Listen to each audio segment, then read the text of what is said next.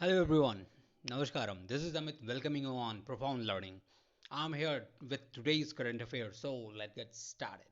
Let's question number one, हाल ही में चर्चा में रहा रेस टू जीरो अभियान किस क्षेत्र से संबंधित है? देन द आंसर इज जलवायु परिवर्तन. Okay, let's see what is the race to zero. ये क्या है? देखिए, एक शून्य कार्बन रिकवरी के लिए एक अभियान है. इस शून्य कार्बन रिकवरी क्या है? जैसा कि दिन प्रतिदिन हमारे एटमॉस्फेयर में कार्बन बहुत ज़्यादा ज़्यादा प्रोड्यूस हो रहा है, जिससे कि जलवायु संकट आ रहा है, परिवर्तन आ रहा है, ग्लोबल वार्मिंग हो रही है, अलग अलग तरह की रोग मतलब मानव जाति को होते जा रहे हैं. यहाँ पे बहुत सारी समस्याएं आ रही हैं, आप जानते हैं. तो शून्य कार्बन रिकवरी का एकजुट होकर प्रयास किया जाए, सारे देशों को एक साथ लाया जाए, एक मंच पे लाया जाए और उनसे प्रतिज्ञा करवाई जाए जिससे कि शून्य कार्बन रिकवरी की जा सके. इसी को अचीव करने के लिए एक प्रोग्राम है, उसका नाम है रेस टू जीरो. तो अब आपको समझना है कि शून्य कार्बन रिकवरी क्या है. इसका मतलब है कि हम जितना कार्बन प्रोड्यूस करें, देखो कार्बन तो प्रोड्यूस होना ही होना है, डायरेक्टली इनडायरेक्टली उसको हम एकदम जीरो नहीं कर सकते. तो हम जितना कार्बन प्रोड्यूस हो रहा है उतने कार्बन को हम न्यूट्रलाइज कर दें, उनको एब्जॉर्ब कर लें या उतना पेड़ लगा के उसको कंपनसेट कर दें. ठीक है. तो हमें जितना प्रोड्यूस करेंगे उसको एब्जॉर्ब भी कर लेंगे उतने कार्बन को. अतः अंततः क्या हो जाएगा, जो एटमॉस्फेयर में जितना कार्बन है, प्रोड्यूस्ड कार्बन उतना कांस्टेंट रहेगा. मतलब change in the carbon amount in atmosphere क्या हो जाएगा, जीरो हो जाएगा. कोई भी बदलाव नहीं रहेगा उनके अमाउंट में. ठीक है, कार्बन के. तो यही है शून्य कार्बन रिकवरी, कि हम जितना प्रोड्यूस करेंगे उतने को हम ख़त्म भी कर देंगे, उतने के हम एब्जॉर्ब कर लेंगे. एब्जॉर्ब कैसे करेंगे? अलग अलग टेक्नोलॉजी हम यूज कर सकते हैं, या इतना बड़ा एटमॉस्फेयर है तो टेक्नोलॉजी कहाँ तक हैंडल होगी, हम पेड़ों को ज़्यादा ज़्यादा लगा सकते हैं, उससे हमें कंपनसेशन हो सकता है. So this is all about the race to zero program. Let's move to the one more thing, that there are many, you know, world level institutions are coming. बड़े बड़े संस्थान आ रहे हैं, जैसे वर्ल्ड इकोनॉमिक फोरम आ रहा है, United climate change champion, UK COP 26, कि जितनी बड़ी बड़ी संस्थाएं एकजुट होकर एक मंच प्रोवाइड कर रही हैं, बना रही हैं, जिससे कि इसका एक तरह से इस अभियान को सफल बनाया जा सके. जिसमें कि अभी जर्मनी ने एक पहला देश है जिसने 2050 तक नेट कार्बन जीरो को अचीव करने का एक टारगेट बनाया हुआ है. That's very great. और इस सारे देश ऐसा कोई ना कोई टारगेट बनाएं और उसको अचीव करने के लिए अपना सतत प्रयास करें. ये लक्ष्य है इसका, किसका? रेस टू जीरो का. Let's move to the next question. Question number two. 2020 to 21 में भारत के कुल विदेशी प्रवाह में किस क्षेत्र की हिस्सेदारी लगभग 43% है? Then answer is computer software and hardware. इस क्वेश्चन को मैंने पहले डिस्कस कर चुका था. मैंने क्वेश्चन ऐसे पूछा था कि कौन सा ऐसा, मतलब भारत में कौन सा राज्य है जहां पर सबसे ज़्यादा क्या हुआ है, एफडीआई है. What is FDI? Foreign direct investment. इसको अगर हिंदी में बोलें तो बोला जाएगा प्रत्यक्ष विदेशी निवेश. जो कि विदेशी कंपनियां आके भारत में निवेश करती हैं, उसी को कितना निवेश कर रही हैं, उसी को वही है क्या, फॉरेन डायरेक्ट इन्वेस्टमेंट. ठीक है. तो किस राज्य में सबसे ज़्यादा इन्वेस्टमेंट हुआ भारत के? Then the answer is Gujarat. I already told you. अब ये है कि किस क्षेत्र में, भाई टेक्सटाइल भी हो सकता है, कंप्यूटर हार्डवेयर भी हो सकता है, कोई टेक्नोलॉजी का हो सकता है, कोई दवाओं की फार्मास्यूटिकल कंपनियां भी हो सकती हैं फॉरेन की. बहुत सारे फील्ड हैं. लेकिन तो किस फील्ड में सबसे ज़्यादा पैसे लगाए गए हैं विदेशियों के द्वारा भारत में? देन दैट फील्ड इज, वो क्या है, कंप्यूटर सॉफ्टवेयर एंड हार्डवेयर में सबसे ज़्यादा पैसे लगाए गए हैं. वो हैं कितने? और उसको आप ये भी जान सकते हैं कितने पैसे लगाए गए हैं. 26.14 बिलियन डॉलर. टोटल इन्वेस्टमेंट हुआ है 59.63. अगर उसका निकालेंगे परसेंटेज तो आ जाएगा 43% के अराउंड आएगा. क्या? 26.14. तो लगभग 43% का इन्वेस्टमेंट किया गया है in the field of computer software and hardware.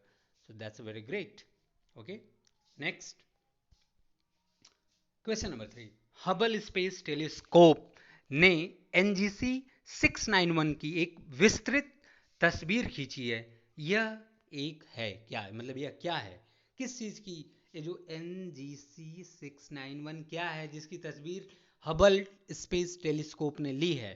That is आकाशगंगा. आंसर इज आकाशगंगा गैलेक्सी. Let's see something. कि ये जो गैलेक्सी है इसका नाम याद रखिएगा। अभी रिसेंट में आजकल गैलेक्सी वगैरह के अलग अलग नाम दिए जा रहे हैं, तो जिसमें नंबर्स भी होते हैं। तो NGC 691 just keep it in your mind. तो इसमें क्या है, एक सर्पिल आकार की मतलब आकाशगंगा है। व्हाट इज सर्पिल आकार? मतलब देखिए स्पाइरल, इसको इंग्लिश में बोलेंगे तो स्पाइरल, जो हम किताबों में अपनी कॉपियों में स्पाइरल वो करते हैं ना, बाइंडिंग करते हैं, तो उसमें ऐसे होता है, इसको बोला जाता है सर्पिल आकार। ठीक है, तो ये सर्पिल आकार की आकाशगंगा है। इसमें क्या है कि जो कि हमारे यहाँ से मतलब 125 मिलियन प्रकाश वर्ष दूर है। फिर इसके बारे में एक कई समूह का मतलब NGC 691 समूह का सबसे प्रमुख सदस्य है, जो विभिन्न आकृतियों और रंगों की 9 आकाश गंगाओं का संग्रह है। तो इसको पढ़ लीजिएगा। तो at the end you need to know only कि आपको NGC 691 का नाम याद होना चाहिए, जो कि हबल टेलीस्कोप के द्वारा इसकी पिक्चर ली गई है। Just let's move to the next question. NASA के क्यूरियोसिटी रोवर ने किस खगोलीय पिंड में स्थित गेल क्रेटर के ऊपर एक बादल की छवियों को कैप्चर किया है? देन द आंसर इज मंगल। मंगल ग्रह पर जो गेल क्रेटर है, मंगल ग्रह के ऊपर जो गेल क्रेटर है, उसके ऊपर बादल की छवि मतलब बादल कुछ दिखे होंगे, उसकी फोटो लिया है कौन? क्यूरियोसिटी रोवर ने। तो इतना ही बस आपको इसमें जानना है। और ये जान लीजिए कि जो एक क्रेटर 154 किलोमीटर व्यास है, व्यास मीन्स डायमीटर है, इसके लगभग 3.5 to 3.8 बिलियन वर्ष पुराना होने का अनुमान लगाया जा रहा है।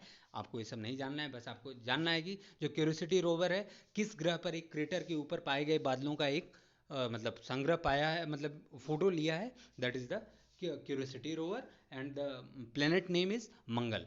ठीक है, let's move to the next question. आज ज़्यादा कुछ स्टैटिक पार्ट नहीं है, आज कुछ ऐसे ही हैं question. So what ever it is, आप इसको सब कुछ जो कुछ भी है अच्छे से इसको ध्यान देना है। Just keep it in your mind.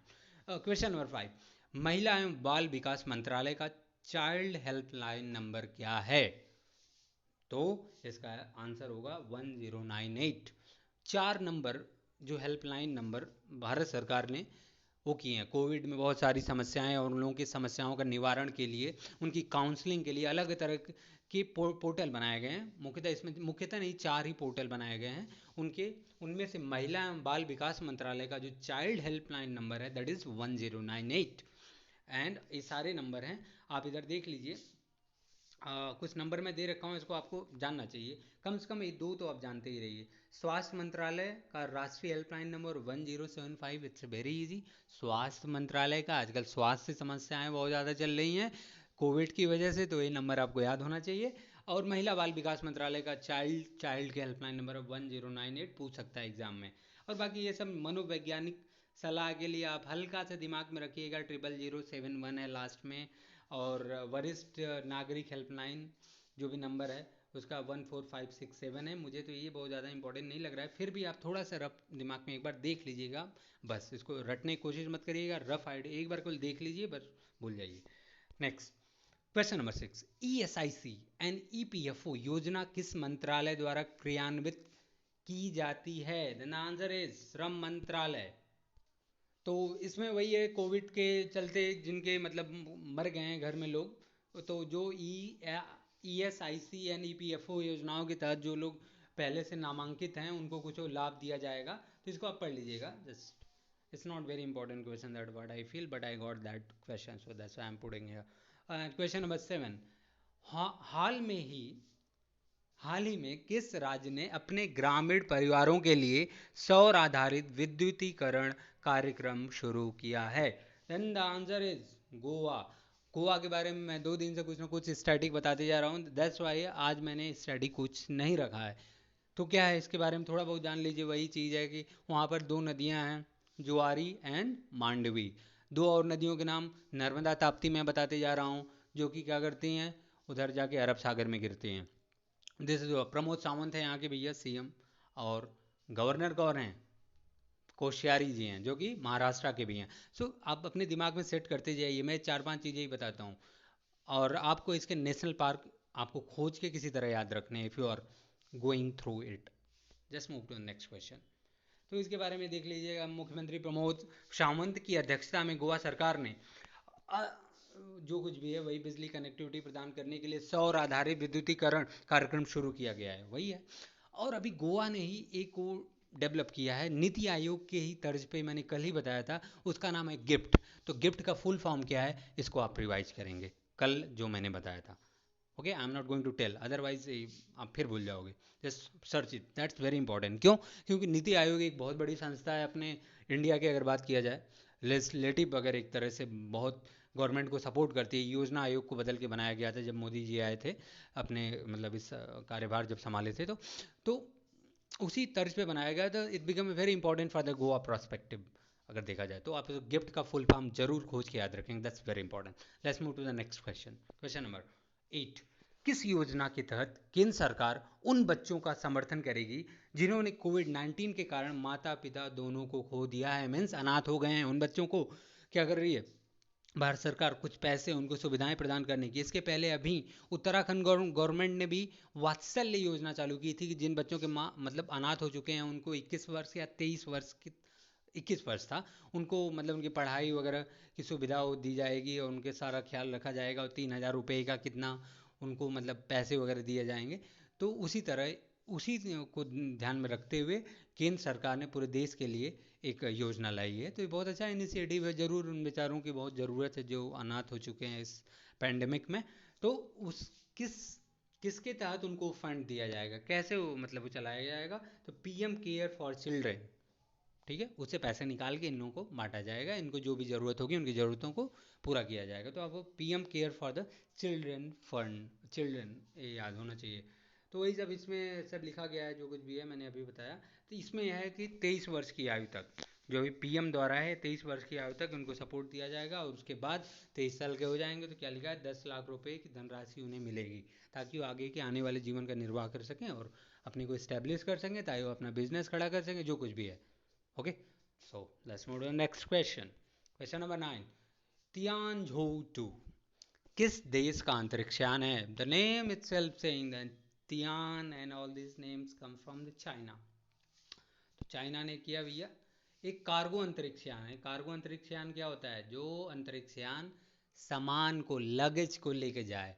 अब जैसा कि चाइना का एक बनाया है, क्या बनाया है, अंतरिक्ष स्टेशन बनाया है, स्पेस में एक स्टेशन बनाया है, वहाँ पर कुछ सामान जाएगी, तो यहाँ से जो सामान जाएगी उसे उठा के लेके जाएगा ये कौन? ये जो अंतरिक्ष यान है उसका नाम क्या है? Tianzhou 2। Just keep it in your mind, this is means spacecraft, this is build by China. Let's move to the next question. Question number 10। Pooja Rani Bohra किस खेल से जुड़ी हैं? Then the answer is boxing. तो इनका याद रखिएगा नाम, क्योंकि अभी इन्होंने 5-0 से बहुत अच्छा इन्होंने मैच खेला। भारतीय महिला मुक्केबाज पूजा रानी बोहरा ने दुबई में आयोजित एशिया मुक्केबाजी चैंपियनशिप में अपना दूसरा महाद्वीपीय खिताब जीता है।